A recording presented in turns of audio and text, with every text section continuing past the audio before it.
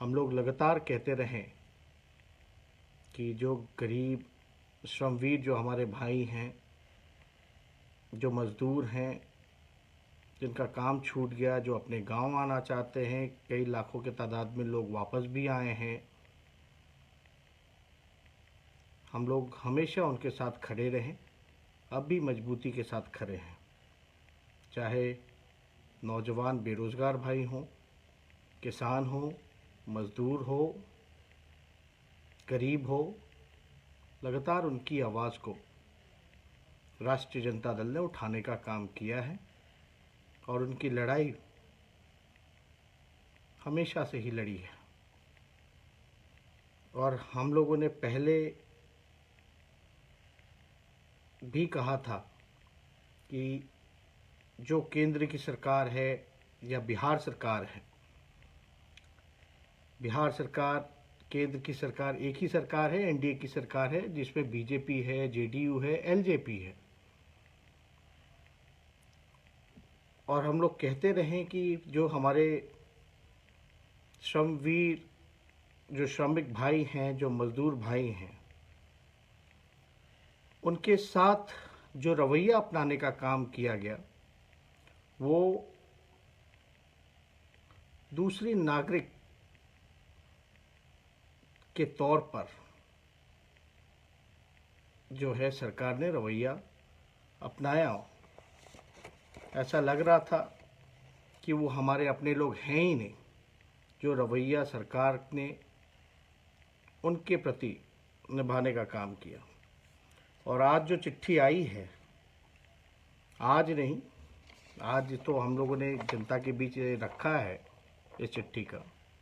आप लोगों को मैं चाहूँगा कि वो चिट्ठी दिखा दूँ सबसे पहले।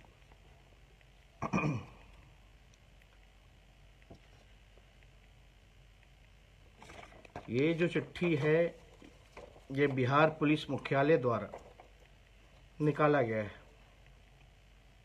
यानी नीतीश कुमार जी के आदेश पे बिहार पुलिस मुख्यालय ने, जो विधि व्यवस्था प्रभाग है, उसने निकाला था दिनांक 29 मई 2020 को।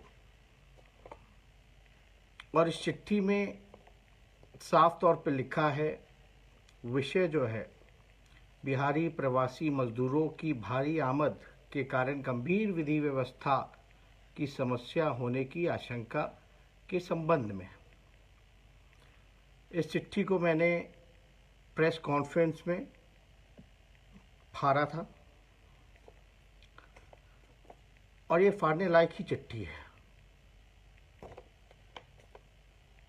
इस चिट्ठी में लिखा है, विगत 2 माह में बिहार राज्य में भारी संख्या में स्थानीय नागरिकों का आगमन हुआ है जो अन्य राज्यों में श्रमिक के रूप में कार्यरत थे। मतलब जो प्रवासी मजदूर जो कहा जा रहा है, जो श्रमिक भाई हैं, जो गरीब हैं, वो दूसरे राज्य में जो लोग काम करते थे वो वापस आ रहे हैं, इसका जिक्र किया गया। गंभीर, ध्यान से सुनिएगा आप सब लोग, गंभीर आर्थिक चुनौतियों के कारण वे सभी परेशान व तनावग्रस्त हैं। हम विपक्ष के लोग लगातार कहते रहे कि गंभीर आर्थिक चुनौतियों से जूझ रहे हैं। खाने को पैसा नहीं है, भाड़ा देने का पैसा नहीं है, रहने को पैसा नहीं है, काम छूट गया। चुनौतियों के कारण वे सभी परेशान एवं तनावग्रस्त हैं। सरकार की अथक कोशिशों के बावजूद राज्य के अंदर सभी को वांछित रोजगार मिलने की संभावना कम है। ध्यान से सुनिएगा, सरकार के अथक कोशिशों, हमें तो नहीं लगता कि कोई कोशिश की गई। सरकार ने तो लाने का कोई कोशिश ही नहीं किया इन मजदूरों को। उनकी तो मंशा ही नहीं थी लाने की, कि वो जो मजदूर भाई हैं, गरीब हैं, जो श्रमिक हैं, वो आ जाए। यहाँ लिखा गया है अथक कोशिशों के बाद। हालांकि जो भी है, सरकार मान रही है कि सभी को वांछित रोजगार मिलने की संभावना कम है। यानी ये स्पष्ट है कि उनको जो है रोजगार मिलने वाला नहीं है। जिनका काम छूट गया, 100 दिन से काम छूटा, बेरोजगार है, रोड पर है, उनको काम नहीं मिलेगा। आगे सुनिए, इस कारण स्वयं एवं अपने परिवार का भरण पोषण करने के उद्देश्य से वो अनैतिक एवं विधि विरुद्ध गतिविधियों में शामिल हो सकते हैं। खुद तो खाने का है नहीं मजदूरों को, क्योंकि काम छूट गया, तो अपने परिवार का पेट कहाँ से मानेंगे, पेट भरेंगे। आप समझिए कि एक परिवार, अगर एक श्रमिक परेशान है जो कमाने वाला है, वो अपना पेट नहीं भर सकता, तो अपने परिवार के लोगों का कैसे भरेगा। इसमें लिखा हुआ है साफ कि इन कारणों के वश परेशान हैं, तनावग्रस्त हैं, आर्थिक चुनौतियां हैं और अपने परिवार के लोगों का पेट नहीं पाल सकते, तो वो विधि विरुद्ध गतिविधियों में शामिल हो सकते हैं। मतलब बिहार सरकार ये कह रही है, साफ साफ कह रही है कि जो गरीब वापस आ रहा है वो चोर है, वो क्रिमिनल है। साफ साफ कह रही है। ये अपने लोग हैं बिहार के, और ये सरकार जो है उनको चोर बोल रही है, क्रिमिनल बोल रही है। और आगे देखिए, इससे अपराध में वृद्धि हो सकती है। साफ तौर पे लिखा है इसमें अपराध में वृद्धि हो सकती है। विधि व्यवस्था की स्थिति पर इसका प्रतिकूल प्रभाव पड़ सकता है। इस समस्या सीमित क्षेत्र में अथवा व्यापक पैमाने पर उत्पन्न हो सकती है। इस परिस्थिति का सामना करने के लिए अनुरोध है कि स्थानीय परिदृश्य को देखते हुए कार्य योजना तैयार कर ली जाए ताकि आवश्यकता अनुसार कार्रवाई की जा सके। तो आप देखिए, सरकार जो है पूरी तरीके से जो मान रही है कि जो लोग हैं गंभीर आर्थिक चुनौतियों से गुजर रहे हैं, परेशान हैं, तनावग्रस्त हैं, तो इसका जिम्मेदार कौन है। अगर लोग भूखे मर रहे हैं, लौटते समय यात्रा के दौरान अगर भूखे मर रहे हैं, पैदल चल करके मर रहे हैं, रोड एक्सीडेंट्स में मर रहे हैं, तो इसका जिम्मेदार कौन है। ये परिस्थिति जो उत्पन्न हुई है, इस परिस्थिति उत्पन्न ऐसे नहीं हुई। किसकी जिम्मेदारी थी इनको पेट भरने का, सुरक्षित स्वस्थ उनको वापस लाने का, क्वारंटाइन करने का, रोजगार देने का? किसकी जिम्मेदारी है? ये सरकार की है। अब वो बेचारे 1500 किलोमीटर पैदल चल के आ रहे हैं, भूखे हैं, आपने कोई सहयोग नहीं किया, और आप उनको कहते हो वो चोर हैं, उन पे नजर डालो, अगर वो बिहार आएंगे तो डंडे मारो, गोली मारो। ये हम नहीं कह रही, सरकार की चिट्ठी जो है, नीतीश कुमार जी की चिट्ठी, ये नीतीश कुमार जी की चिट्ठी जो है साफ साफ ये कह रही है। शर्म आनी चाहिए सरकार को, धिक्कार है ऐसी सरकार पर जो अपने लोगों को गाली दे रही है। इन मौतों का, इन परिस्थितियों का जिम्मेदार कौन है? ये सरकार है। और आज जब हम प्रेस कॉन्फ्रेंस कर रहे थे तभी हमें सूचना मिली कि ये जो है माफी मांग रहे हैं कि ये बाय मिस्टेक लिखा गया है। अब आप बताइए ये बाय मिस्टेक कैसे लिखा जा सकता है। यहां आप देखिएगा कई लोगों के हस्ताक्षर है, कई लोगों के हस्ताक्षर है। ये प्रिंटिंग में प्रॉब्लम नहीं हुई है। ये दर्शाता है कि सरकार की क्या सोच है, क्या मंशा है, सरकार के दिल में क्या है, वो साफ इसमें नजर आ रहा है, साफ नजर आ रहा है। गाली दी जा रही है, मारने की बात की जा रही है मजदूरों को, कह रहे पेट नहीं भरेंगे, कहते रोजगार नहीं देंगे, और जो आ रहे चोर हैं, बेईमान हैं। तो इसलिए ऐसी सरकार माफी मांग रही है, और माफी आज मांग रही है। ये डेट देखिएगा 19 मई 2020 का है, 19 मई 2020 का है, और आज गलती को सुधार रहे हैं। मेरा स्पष्ट मानना है कि इसमें नीतीश कुमार जी को माफी मांगना चाहिए, गलती स्वीकार करना चाहिए। सुशील मोदी जी को माफी मांगना चाहिए, गलती स्वीकार करना चाहिए।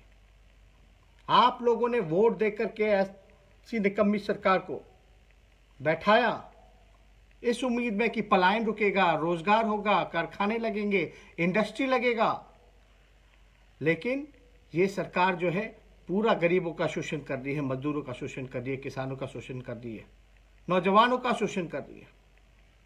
आज बिहार में व्यापक स्थिति बनी हुई है। पहले बिहार की आबादी लगभग 12 से 13 करोड़ है और पहले से ही बिहार में 7 करोड़ जो हमारे नौजवान भाई हैं वो बेरोजगार है। ध्यान से सुनिएगा, 7 करोड़ पहले से ही बेरोजगार हैं। अगर बिहार सरकार मानती है कि 30 लाख से ज्यादा लोग आ गए हैं, यानी उनके परिवार को मिला लो, एक व्यक्ति के एक परिवार में 5 लोग लेकर के चलते हैं, 30 लाख या 40 लाख ले लेते हैं तो 2 करोड़ होता है, यानी 2 करोड़ लोग जो है प्रभावित है। अब ये बताइए, 7 करोड़ पहले से जो हैं वो बेरोजगार हैं और जो अभी जो मजदूर आए हैं जिनका काम छूट गया, जो आंकड़ा 40 लाख लेके चलते हैं अगर हम, और एक परिवार में 5 लोगों की गिनती करते हैं तो लगभग 1 से 2 करोड़ लोग, और यानी बिहार में तकरीबन 8 से 9 करोड़ लोग जो हैं बेरोजगार हैं। अब हमारा देश प्रदेश आगे कैसे बढ़ेगा? 12 करोड़ 13 करोड़ आबादी में अगर 8 से 9 करोड़ लोग बेरोजगार हैं तो सरकार कहती है जिम्मेदारी से भाग रही है, चिट्ठी निकाल रही है, गाली दे रही है कि हम जो है कुछ नहीं करेंगे, यानी बिहार जो है भगवान भरोसे। सरकार को उनको लाने की व्यवस्था करनी चाहिए थी, क्वारंटाइन में अच्छी व्यवस्था देनी चाहिए थी, टेस्ट करानी चाहिए थी, क्वारंटाइन अच्छे से होना चाहिए था, इंफ्रास्ट्रक्चर को सुधारना चाहिए था, अस्पताल जो है बेहतर बनाने चाहिए थे। अस्पताल का जिक्र करते करते हमको याद आया कि पूरे बिहार में एक ही डेडिकेटेड कोविड-19 कोरोना का अस्पताल है और आज हमने वो वीडियो भी सोशल मीडिया में सार्वजनिक किया है। एनएमसीएच जो है पानी से डूब गया है, थोड़ी सी वर्षा हुई और जो डेडिकेटेड कोरोना के लिए, कोविड-19 के लिए जो अस्पताल जो किया गया, आप समझ सकते हो वो डूब गया। ये है व्यवस्था, ये है डबल इंजन की सरकार। बीजेपी के लोग, इतने मंत्री, इतने एमपी, भारत में उनकी सरकार है, बिहार में उनकी सरकार है, म्युनिसिपल कॉरपोरेशन से लेकर के उनके सदस्य, मेयर से लेकर के कौन कौन नीचे लेवल से लेकर ऊपर तक वो लोग भरे पड़े हैं। बीजेपी के लोग, जेडीयू के लोग, एलजेपी के लोग, और ये स्थिति आप मजाक उड़ा रहे हैं चिट्ठी रिलीज करके। अगर थोड़ी सी भी किसी में भी इंसानियत होगी, थोड़ी सी भी इंसानियत होगी मानवता के आधार पे, तो ये देख के गुस्सा आएगा नहीं कि सरकार मजाक उड़ा रही है। जिसके अंदर इंसानियत होगी उसको गुस्सा आएगा, जिसके अंदर। लेकिन इस सरकार में किसी को शर्म तक नहीं आना, गलती स्वीकार नहीं कर रहे हैं, गलती तक स्वीकार नहीं कर रहे हैं।